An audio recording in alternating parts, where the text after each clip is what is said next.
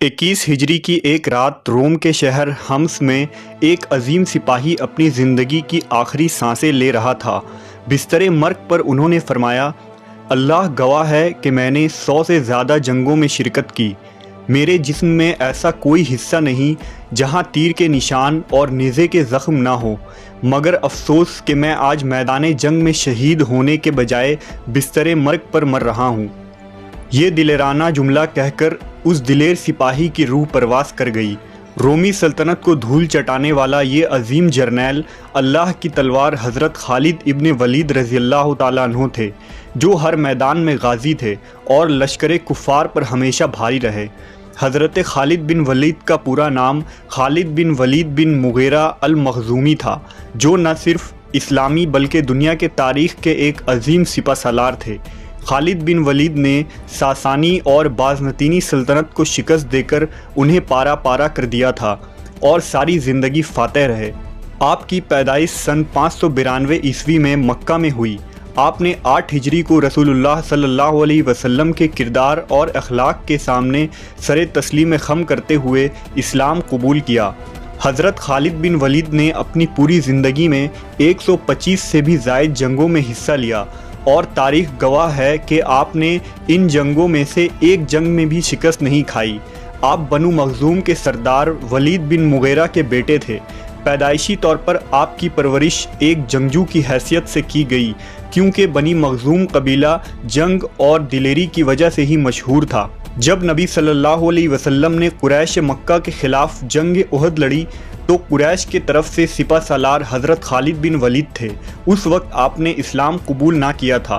جنگ میں خالد بن ولید کی دانشمندی اور حکمت عملی نے ہی قریش مکہ کو اس جنگ میں مسلمانوں پر غالب کیا تھا۔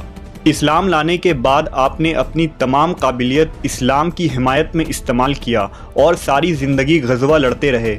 سن 8 ہجری میں مسلمانوں اور رومیوں کے درمیان ایک خون ریز جنگ ہوئی۔ اسلامی لشکر کے سپہ سالار حضرت زید بن ثابت رضی اللہ تعالیٰ عنہ تھے، جو صرف 3000 مسلمانوں کو لے کر تقریباً 1 لاکھ رومی لشکر سے لڑ رہے تھے۔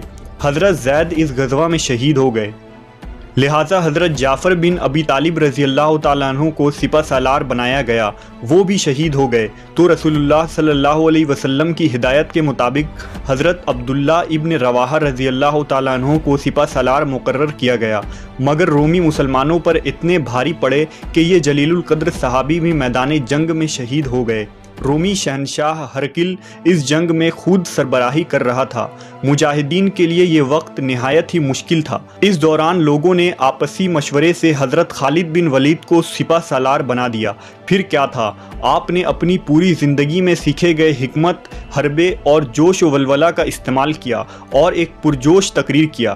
آپ کی تدبیر کے مطابق جب رومی لشکر میدان جنگ میں آرام کر رہی تھی اور انہیں یہ توقع ہی نہ تھی کہ مسلمان اتنی جلدی اٹھ کھڑے ہوں گے، حضرت خالد بن ولید نے ان پر اچانک حملے شروع کر دیے، لہٰذا وہ بدحواس ہو گئے۔ اس جنگ میں آپ نے قوت ایمانی سے اتنی زبردست لڑائی لڑی کہ صحیح بخاری کے مطابق خود حضرت خالد بن ولید نے فرمایا کہ جنگ موتا کے روز میرے ہاتھ میں 9 تلواریں ٹوٹ گئیں، پھر میرے ہاتھ میں صرف ایک چھوٹی یمنی تلوار باقی بچی۔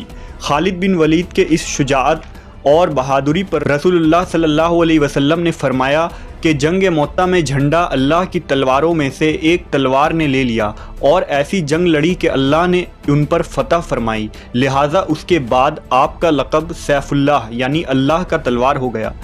جب حضرت خالد بن ولید کی سرکردگی میں اسلامی لشکر نے ایرانیوں پر حملہ کیا تو ایرانی لشکر کا سپہ سالار مشہور زمانہ پہلوان رستم تھا۔ اس نے حضرت خالد بن ولید کو ملاقات کی دعوت دی، لہٰذا آپ نے اپنی طرف سے حضرت ربیع بن عامر کو بھیجا۔ جب آپ رستم کے دربار میں پہنچے تو رستم نے ان سے پوچھا، آپ لوگ کیا چاہتے ہیں؟ تو حضرت ربیع رضی اللہ تعالیٰ عنہ نے جواب دیا کہ ہمیں اللہ نے بھیجا ہے تاکہ ہم لوگوں کو بندوں کی غلامی سے نکال کر اللہ کی بندگی کی طرف لائیں اور ظلم و جبر کے حکومت کا خاتمہ کر کے اسلام کے عدل و انصاف کا نظام قائم کریں۔ ایرانیوں سے جنگ کے دوران رستم پہلوان قتل ہو گیا، لہذا ساسانی فوج نے ہتھیار ڈال دیے۔ اس میدان کو بھی حضرت خالد بن ولید نے فتح کر کے دنیا کی سب سے بڑی سپر پاور کا خاتمہ کیا۔ حضرت خالد بن ولید رضی اللہ تعالیٰ عنہ اسلام کے وہ عظیم جرنیل تھے جنہوں نے دو عظیم سلطنت ایران اور روم کو اپنے گھوڑوں کے ٹاپ تلے روند ڈالا۔ آپ کفار، مشرکین، مرتدین، یہود، نصارہ اور مجوسیوں پر اللہ کی طرف سے قہر بن کر نازل ہوئے۔ حضرت خالد بن ولید کا موازنہ اگر یورپی جنگجوؤں کے ساتھ کی جائے تو آپ کا کوئی ثانی نظر نہیں آتا، خواہ وہ سکندر اعظم ہو، نیپولین ہو یا چنگیز خان ہو۔ ان فاتحین نے جو علاقے فتح کیے اور جن سلطنت کی تشکیل کی وہ ان کے موت کے 100 سالوں تک بھی برقرار نہ رہ سکی، جبکہ حضرت خالد بن ولید کی فتح کیے گئے علاقے آج بھی اسلامی قلمروں میں شامل ہیں، اور آج بھی تاریخ نے آپ کو نہ صرف ایک عظیم لیڈر کی حیثیت سے یاد رکھا ہے بلکہ کروڑوں مسلمان آپ کی دلیری اور بہادری کے معترف ہیں۔